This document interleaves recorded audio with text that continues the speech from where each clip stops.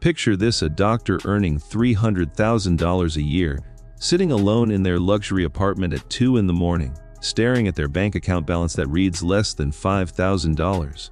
Across town, a tech executive pulling in $500,000 annually just got their credit card declined at a gas station. And somewhere in between, a successful lawyer who bills clients $400 an hour is secretly taking out a personal loan just to cover next month's mortgage. These aren't fictional scenarios. These are real stories happening right now all across America and beyond. The uncomfortable truth that nobody wants to talk about is that some of the highest earners in our society are living paycheck to paycheck, drowning in financial stress despite incomes that most people can only dream about. How is this even possible? How can someone making 20, 30, or even 50 times the median income still be broke? Today, we're going to pull back the curtain on this hidden epidemic and reveal exactly why high income doesn't guarantee financial security, and more importantly, how this trap actually works. Let's start by understanding the scale of this problem, because it's far bigger than most people realize. According to research conducted by the American Payroll Association and supported by data from Nielsen, approximately 78% of American workers live paycheck to paycheck. But here's where it gets interesting. When you break down that data by income bracket, you discover something that defies common sense. Roughly 10% of those earning over $100,000 annually still find themselves in this precarious position. And for those earning between $100,000 and $200,000, studies show that nearly 1 in 4 are struggling to make ends meet despite their substantial incomes. This isn't about poverty. This is about something far more insidious, something that has everything to do with psychology, lifestyle inflation, and the invisible pressures that come with earning more money. The phenomenon we're discussing has a name in financial circles. It's called lifestyle creep, and it's one of the most powerful yet underestimated forces in personal finance. Here's how it works. When someone first enters the workforce, maybe they're making $40,000 or $50,000 a year. They live in a modest apartment, drive a used car, cook most of their meals at home, and genuinely feel like they're doing okay. Then comes the first promotion, then another, and suddenly they're earning twice what they used to make. In their mind, they've made it. They've worked hard, they deserve to enjoy the fruits of their labor. So they upgrade. They move to a better neighborhood with higher rent. They lease a luxury car because, well, they can afford it now. They start dining at nicer restaurants, booking more expensive vacations, and slowly but surely their expenses rise in lockstep with their income. Sometimes expenses even outpace income growth. What makes lifestyle creep so dangerous is that it happens gradually, almost invisibly.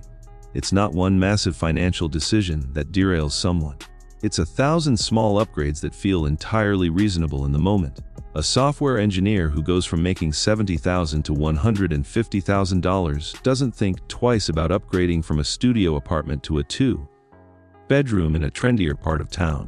The rent goes from $1,500 to $3,500 a month. But hey, they're making so much more now. They trade in their reliable Honda for a leased BMW because professionals in their position drive nice cars. That's an extra $700 a month. They start ordering lunch every day instead of meal prepping because their time is valuable. Another $300 a month. Individually, none of these decisions seem problematic. Collectively, they create a lifestyle that requires every penny of that higher income just to maintain. But lifestyle creep is only part of the equation. There's another psychological trap that catches high earners, and it's called the hedonic treadmill. This is a well-documented psychological phenomenon where people quickly adapt to positive changes in their circumstances and return to a baseline level of happiness. When someone gets a raise or a promotion, there's an initial burst of excitement and satisfaction. But within a few months, that new income level becomes their new normal. The luxury car that once felt like a dream becomes just their car. The upscale apartment becomes just where they live. And because the happiness boost is temporary, but the expenses are permanent, they find themselves chasing the next upgrade, the next purchase, the next experience that might recapture that initial feeling of success. This creates a cycle where no amount of money ever feels like enough. Now let's talk about the social dimension of this problem, because it's massive and rarely discussed honestly. High earners often find themselves in social circles where expensive tastes are the norm. When all your colleagues are driving Tesla Model S vehicles, wearing designer clothes, and taking international vacations 3 times a year, there's an enormous pressure to keep up. This isn't just vanity, though that plays a role. It's about fitting in, about being taken seriously, about not appearing like you're struggling when everyone around you seems to have it all figured out. A young investment banker making $250,000 might feel poor when they're surrounded by senior partners pulling in millions. Context completely reshapes perception. The fear of being judged, of being seen as less successful, drives people to make financial decisions that prioritize appearance over actual financial health. Here's something else that doesn't get enough attention. Taxes hit high earners hard, and many people don't fully grasp this until they're living it. Someone making $300,000 isn't taking home $300,000. After federal taxes, state taxes in high-tax states, Social Security and Medicare contributions, they might be taking home less than $200,000.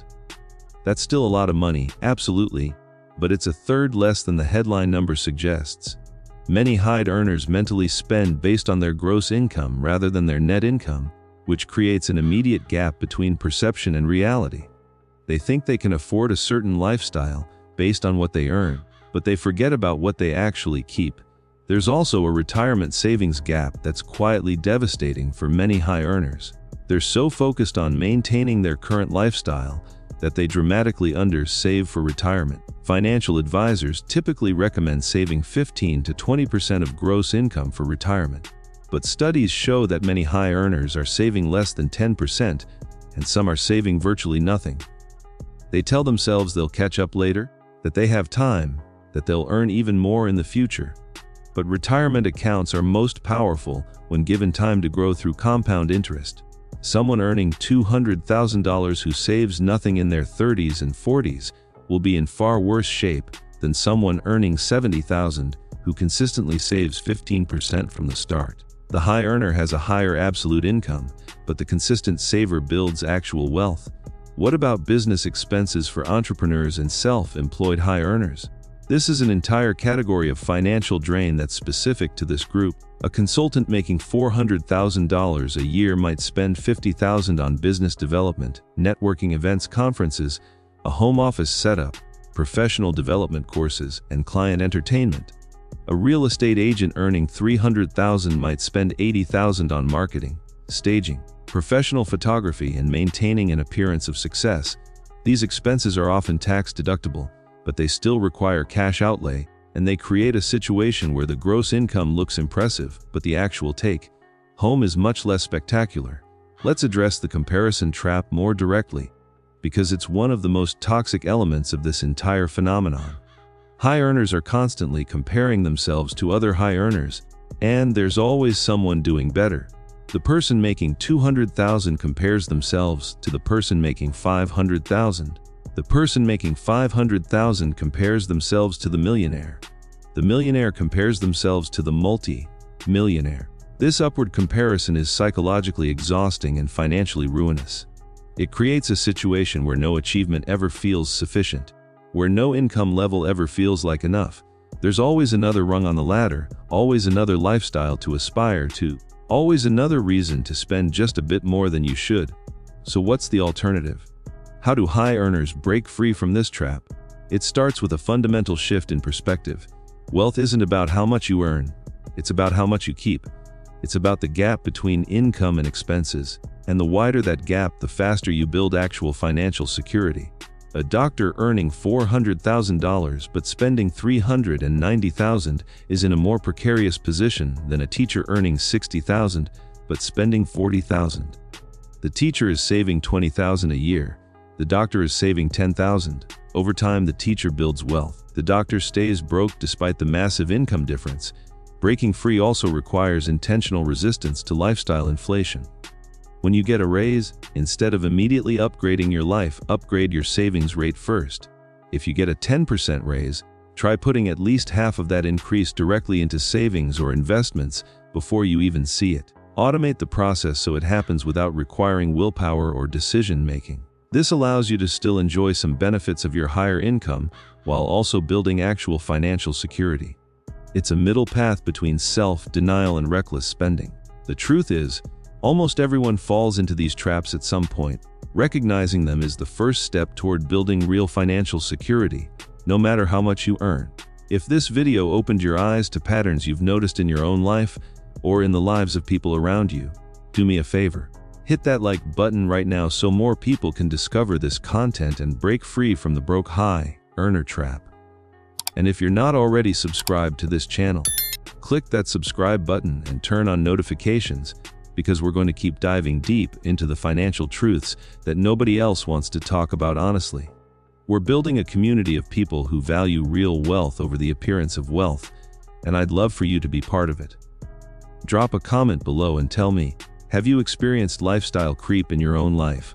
What strategies have worked for you in keeping expenses under control as your income grew? I read every comment, and your insights help everyone in this community learn and grow together. Thanks for watching, and I'll see you in the next video.